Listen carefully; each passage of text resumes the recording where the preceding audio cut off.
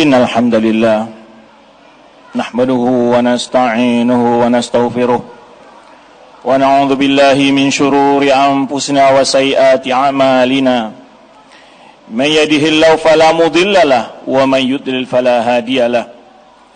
Ashhadu an la ilaha illallah wahdahu la syarika lahu wa ashhadu anna Muhammadan abduhu wa rasuluhu la nabiyya ba'dah.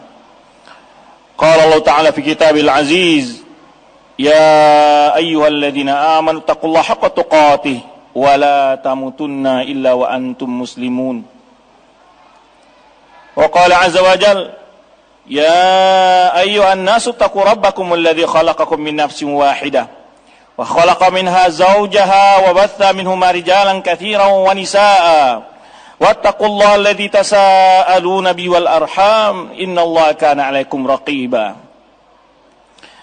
Wa qala ta'ala, ya ayyuhalladzina amanu taqullaha wa qulu qawlan sadida yuslih lakum a'malakum wa yaghfir lakum dhunubakum wa man yuti'illaha wa rasulahu faqad faza fawzan 'azima.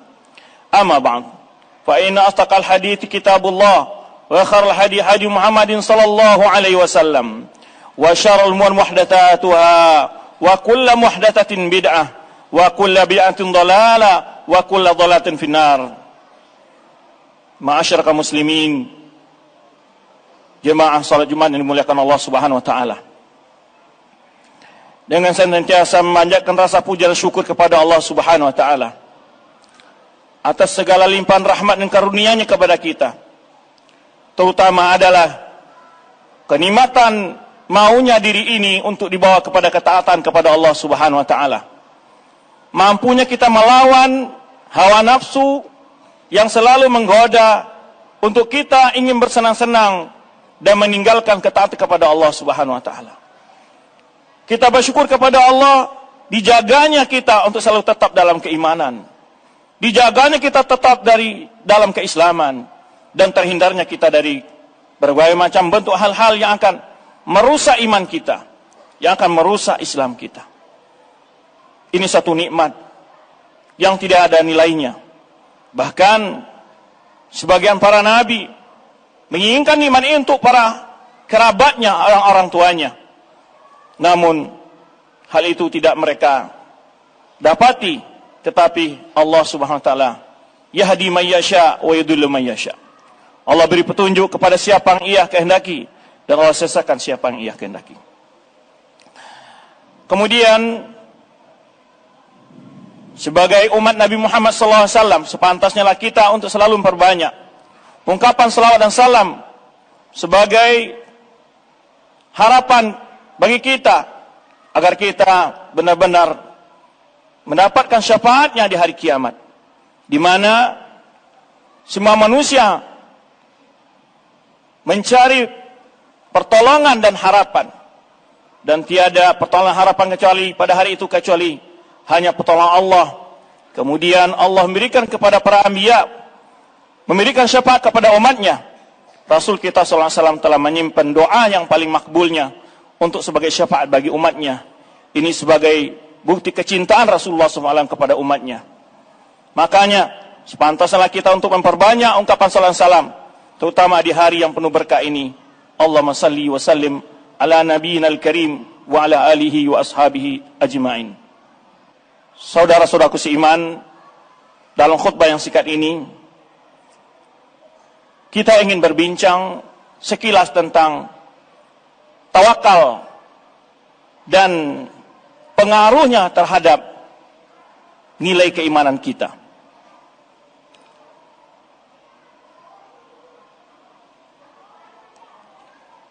Di zaman ini kita hidup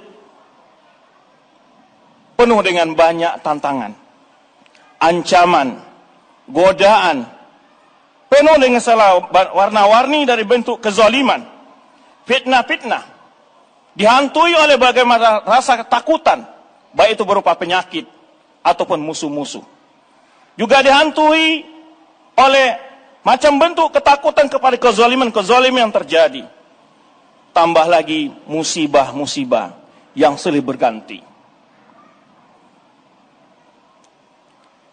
Seandainya kita tidak memiliki rasa tawakal kepada Allah Subhanahu wa taala menghadapi ini, sungguh kita akan terjatuh ke dalam suatu kenistaan dan kehancuran, frustasi, bahkan mungkin gila dan bunuh diri. Tapi orang-orang yang beriman, jika dia melihat bagaimana peristiwa-peristiwa para anbiya, baik kita sebagai dai yang menemui rintangan dan tantangan dalam dakwah kita, dilarang membangun masjid, di stopnya kajian di masjid-masjid, dilarangnya membangun berbagai bentuk lembaga pendidikan, dihambat, difitnah, dihina. Kalau kita kurang tawakal kepada Allah, tentu kita akan mundur dari medan perjuangan. Mari sekilas kita lihat perjuangan para nabi. Kita akan baca beberapa ayat kisah para nabi di sini. Pertama tentang bagaimana Nabi Musa ketika Bani Israel ditindas sejadi-jadinya oleh Fir'aun di Mesir. Apa nasihat Nabi Musa? Allah kisahkan hal ini dalam surat Yunus ayat 83 sampai 85. Fama amana li Musa illa dzurriyyatun min qaumihi ala khaufin min fir'auna wa malaihim. Tidak ada yang beriman dengan Nabi Musa itu kecuali sedikit dari keturunan kaumnya, itu dari Bani Israel.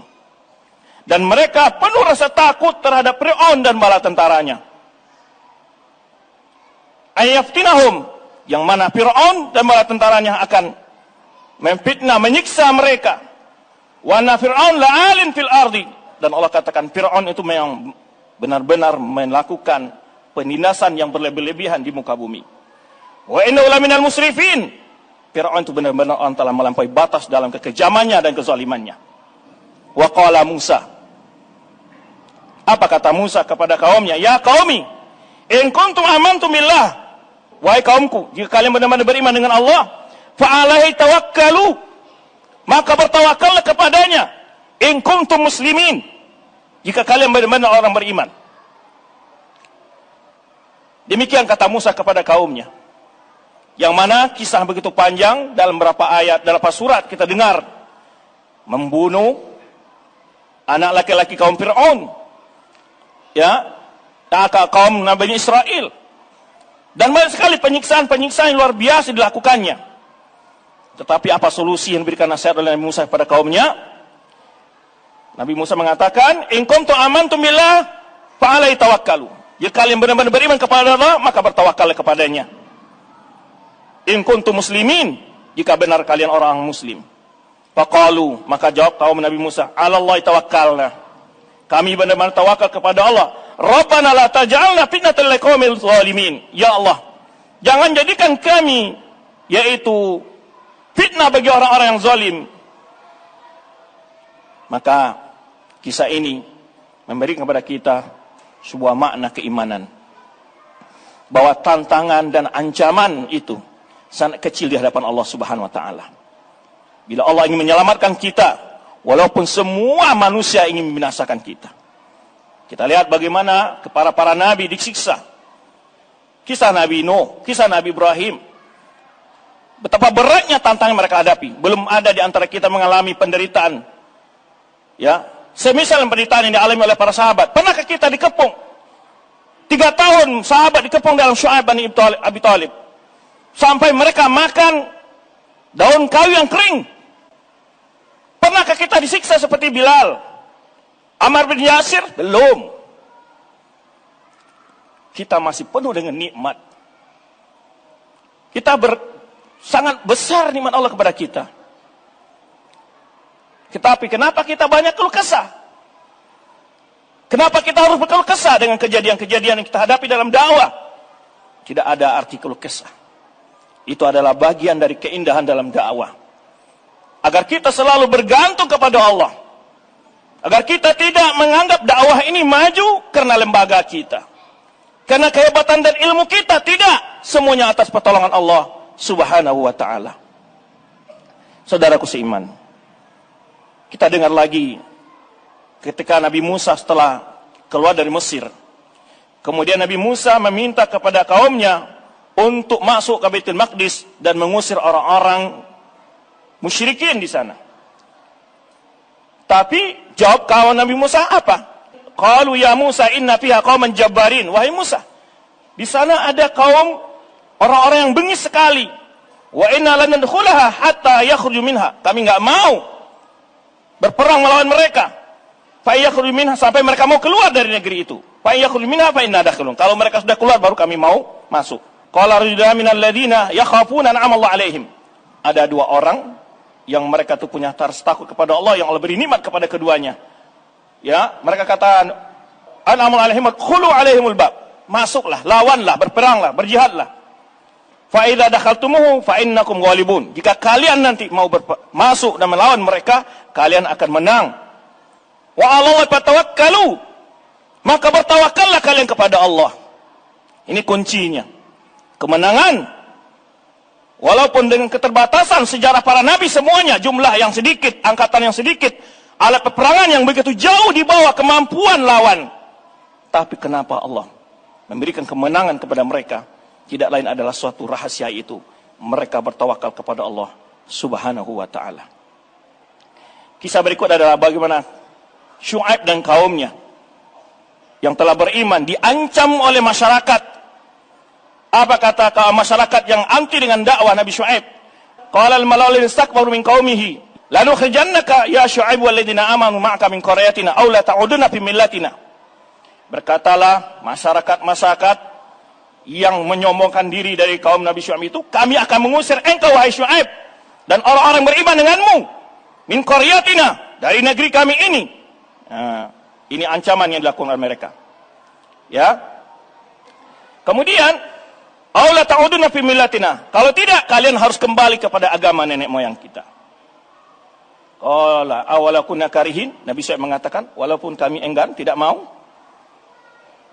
Kata Nabi Syuaib, qad iftaraina 'ala Allahi kadhiba. Jika kamu mengikuti keinginan kalian, sungguh kami telah membuat kebohongan atas nama Allah. In udna fi millatikum, jika kami kembali lagi mengikuti agama kalian, ba'da najanallahu minha, setelah Allah menyelamatkan kami dari kekufuran agama kalian itu. Wa ma yakunu lana an na'uda fiha illa yasha Allah rabbuna wasi'a rabbuna kulli syai'in ilma. Tidak akan mungkin kami akan kembali kecuali Allah menghendaki. Rabb kami yang telah meliputi segala hal dengan ilmunya. 'Alallahi tawakkalna. 'Alallahi tawakkalna. Kami bertawakal kepada Allah dengan ancaman yang kalian lakukan terhadap kami. Ya. Rabbana ftah bainana wa baina qaumina bil haqqi wa anta khairul fatihin. Ya Allah, berikanlah keputusan antara kami dan kaum kami dengan kebenaran, sesungguhnya engkau ada sebaik-baik yang membuka jalan atau memberikan keputusan. Ini 3 kisah. Bagaimana ancaman masyarakat yang anti dengan dakwah Nabi Syuaib, mengancam akan diusir kecuali mau ikut kepada agama mereka kembali. Tapi Nabi Syuaib tidak gentar. Nabi Syuaib menutup segala ungkapan dan bantahannya dengan 'alallahi tawakkalna.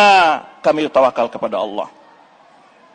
Inilah ikhwan, kesulitan mencari rezeki, kesulitan dalam berbagai hal. Tidak ada tempat kita bergantung kecuali kepada Allah Subhanahu wa ta'ala. Kita dengar pula kisah Nabi Nuh alaihissalam. Wa sulaim naba Nuhin id qala liqaumihi ya qaumi in kana kabura alaikum maqami.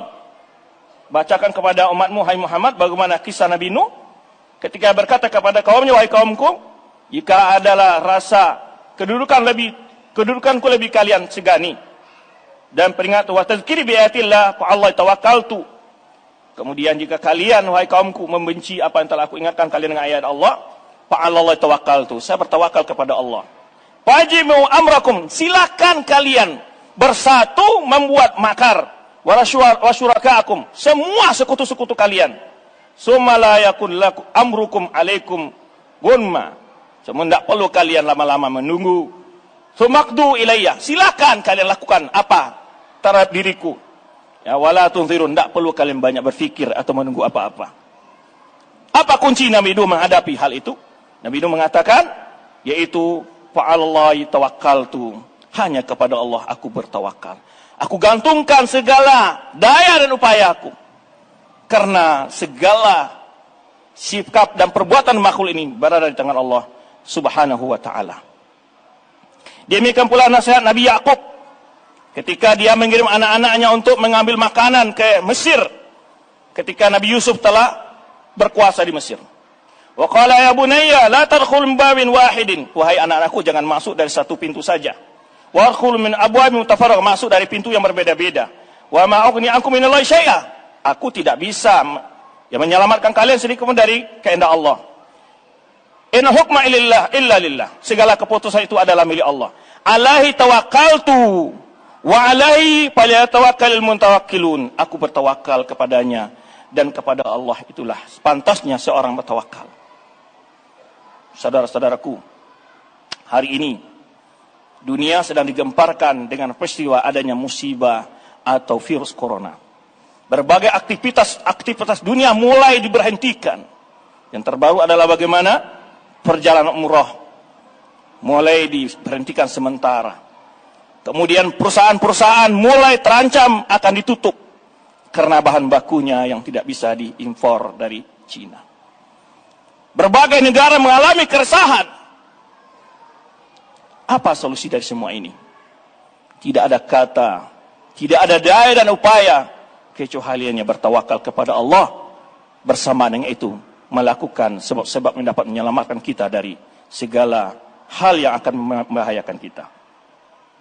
Saudara-saudaraku, itu kisah-kisah para nabi menggambarkan tentang pentingnya tawakal, baik para dai dalam dakwanya, baik para pembisnis, pengusaha dalam usaha-usaha mereka, guru dalam pendidikannya, apapun profesi kita. Hal yang sangat penting dalam hidup ini adalah satu kunci, itu adalah tawakal. Kemudian tawakal sangat erat hubungan dengan iman kepada Allah. In kuntum mu'minin, sering dikaitkan antara tawakal dengan beriman kepada Allah. Cuma dari ayat yang telah kita bacakan sebelumnya. Kenapa? Beriman kepada Allah, bertawakal kepada Allah adalah buktinya kita dengan kaitan dengan nama Allah yang mulia, Al-Aziz, Allah yang Maha Perkasa. Tidak ada satupun yang dapat menolak keputusan Allah Subhanahu wa Ta'ala. Maka pantaslah kita bertawakal kepada Allah karena adalah Azizun. Kemudian Allah adalah Al-Qadir, yang Maha berkehendak. Di tangannya segala keputusan. Tidak ada satupun terjadi di muka bumi kecuali atas kehendak Allah Subhanahu wa Ta'ala. Ini adalah konsep bentuk iman kita kepada Allah dengan nama Allah, yaitu Al-Qadir. Kemudian juga kaitan dengan nama Allah yang lain adalah bertawakal adalah mempunyai kaitan nama Allah Al-Jabbar. Dalam bahasa Indonesia kita artikan mirip dengan nama Al-Aziz, yang Maha Perkasa, lagi Maha Berkuasa. Semua dia berkehendak, tidak ada yang dapat menolak keputusan Allah Subhanahu wa Ta'ala. Kemudian nama Allah Al-Qawi, yang Maha Kuat. Tidak ada tempat kita untuk bergantung dengan pertolongan kecuali pada zat yang Maha Perkasa, yang Maha Kuat. Kemudian Al-Azim, yang Maha Besar. Saudara-saudaraku, dari nama-nama Allah ini, maka kita akan semakin kuat tawakal kita kepada Allah Subhanahu wa Ta'ala. Apapun kekuatan yang dilakukan oleh manusia, Allah cukup mengirim satu virus saja, manusia tidak mampu menghadapinya. Bagaimana dengan azab-azab Allah yang telah Allah ceritakan kepada Fir'aun? Diazab dengan kutu, diazab dengan belalang, atau dengan kodok dan segala macamnya. Tidak ada dari hal ini kecuali kita hanya tinggalkan kesombongan kita, kebanggaan kita kepada apa yang kita miliki. Semua itu atas pemberian Allah dan pertolongan Allah. Maka dari itu, tawakal memiliki hubungan dengan rasa syukur. Orang tawakal kepada Allah ketika dia diselamatkan Allah, dia bukan mengatakan ini berkat karena bisanya pencegahan alat-alat pendeteksi musibah kita selamat. Bukan, ini semua atas pertolongan Allah. Maka dia bersyukur, saya sukses, saya berhasil dalam usaha, mendapatkan ilmu. Bukan dia banggakan kecerdasannya dalam berbisnis, kecerdasan dalam mencari ilmu, tapi semua adalah atas nikmat Allah, pemberian Allah. Dia bersyukur kepada Allah. Jika sebaliknya, kalimat tawakal juga sangat erat hubungan dengan rasa sabar. Musibah yang kita hadapi, tidak ada jalan lari kemanapun kecuali bertawakal kepada Allah Subhanahu wa Ta'ala. Sekecil apapun musibah pada diri kita, tidak ada jalan untuk membuat jiwa kita tenang kecuali bertawakal kepada Allah. Oleh sebab itu, tawakal memiliki athar pengaruh yang sangat besar dalam kehidupan kita, dalam keimanan kita. Tawakal akan menjauhkan kita dari rasa putus asa kepada rahmat Allah Subhanahu wa Ta'ala. Tawakal akan menjauhkan kita dari rasa frustasi dan takut kepada siapapun, akan hilang dalam diri kita karena kita hanya bertawakal dan bergantung kepada zat yang harus kita takuti adalah zat yang maha Al-Azizu, Al-Jabaru, Al-Qawi, Al-Azim. Itu yang perlu kita takuti dan yang perlu kita gantungi dalam hidup ini. Demikian saudara-saudaraku seiman, sungguh tawakal ada sangat penting bagi kehidupan kita. Apalagi yang tadi kita jelaskan, begitu banyaknya hal-hal yang menakutkan dalam perjalanan hidup kita ini. Penguasa yang tidak henti-hentinya melakukan kezaliman, keadilan yang tidak ada. Segala hal menyebabkan pemikiran kita kacau. Tidak ada yang perlu kita kacaukan dalam pemikiran kita. Tawakal kepada Allah Subhanahu wa taala. Itu adalah cara yang paling kuat untuk menghadapi segala persoalan hidup ini. Demikian yang dapat kita jelaskan dalam khutbah singkat ini. Barakallahu lakum fil Qur'anil karim. Wa nafa'ani wa iyyakum min fi min al-ayati wa dzikril hakim. Astaghfirullah li wa lakum wa lisa'il muslimin fastaghfiru innahu wal ghafurur rahim.